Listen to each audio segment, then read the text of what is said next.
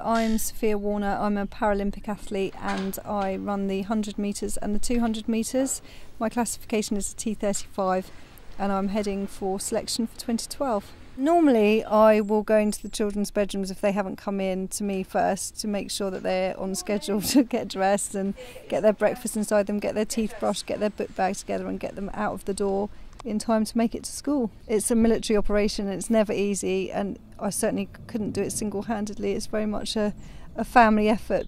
My husband Hayden basically is the backbone to this operation, because over and above that I've obviously got to get my nutrition into me. I've got to make sure that I've had my breakfast, I've got my kit bag together, and I know where I'm going to be training and what I need to have in my hands in order to do that. Sometimes I do both school runs if Hayden's got some stuff to do. Sometimes he'll do one and I'll do one. You'll never catch one of us sitting down when the other one's not, so we sort of both keep on the go. I train 6 days a week and 3 days I'm at the track. I have a very long warm-up which is predominantly made up of physiotherapy type exercises to try and get my brain working, really, to understand how to walk backwards, how to walk sideways, how to do things that really should be quite straightforward for an able-bodied person, but they aren't so straightforward for me. I mean, ultimately cerebral palsy is a neurological condition, so the injury isn't in my limbs at all, the injury sits within my brain, so my limbs within a controlled environment can function normally, and in fact they're supernormal. However, my legs do not know how to turn that power into actual functional strength. Over the last couple of months, Hayden has been roped into doing my session alongside me, purely because it suddenly dawned on my coaches and my physio that I was becoming quite accustomed to running on my own, and that as soon as you put somebody next to me I became distracted, and obviously when I race I never get to run on my own, so it was an unrealistic sort of situation to put me in. So now I have someone literally right next to me. Steve King is my coach. He's my local coach, and one of the things that I take great pride in is I remain a local athlete. So whilst I can go to the centres of excellence to train, I've taken a very conscious decision to be this farm type country girl who trains and lives in my local community. Today my sprint session consisted of some sort of speed endurance sprinting, so I did 370s and then an 80, a 90 and then a 60, and they're all coming in at very quick speeds compared to what I've been used to doing. I'm hugely competitive, and whilst I know that my husband's an able-bodied man and he should be able to beat me, I long for the day that I can thrash him, definitely. Yeah. Sometimes he runs behind me, sometimes he runs in front of me, but today his brief was to sit on my shoulder or just in front of me.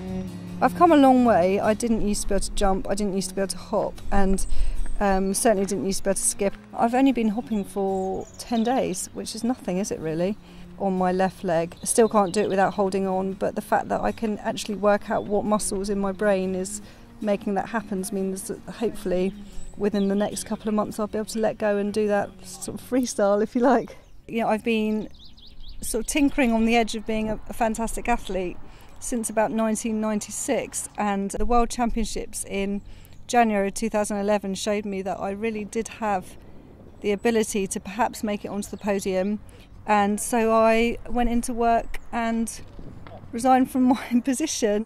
It's definitely had its sacrifices. I mean, on the negative side, I don't have a regular salary, and I do have a family and I do have a mortgage to pay, and I have all the responsibilities of any 37-year-old woman. But the positive side is I can turn up at the games and I've had time to train and time to enjoy being an athlete, which is amazing. Having had a marketing background, I realised what 2012 means to the UK. Today my photo shoot was with Maxi Muscle. That was an unusually good fun one, actually, because sometimes it takes you away from training and you have to make up for the day's training that you've missed, whereas today Maxi Muscle were there all day while I trained and I had a very normal training session, however slightly in the limelight, so no, that was good fun.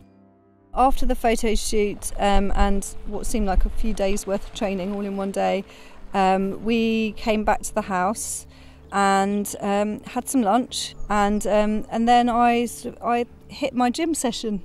All my gym work on a track day will be leg work, so I've been doing some squats, I've been doing some hamstring work, and I will also have a core program. Keeping my core strong is probably more important for me than for any athlete, because my limbs are so squiffy, I'm very dependent on my core to keep me upright and to keep me strong.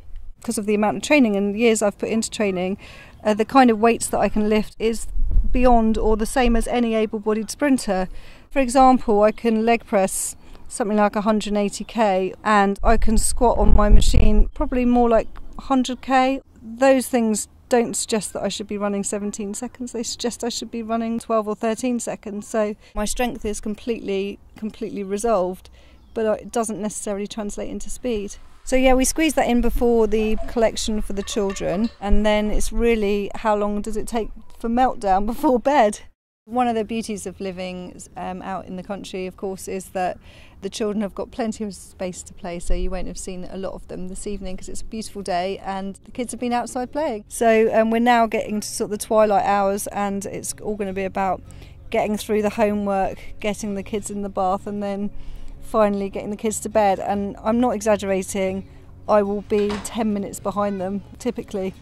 Probably around 7:30 I will probably be ready to hit the sack, and if I don't fall asleep on the sofa then that's quite a miracle. I try and keep myself up till about 9:30, but then certainly 10 o'clock would be the latest I would ever find my way to bed.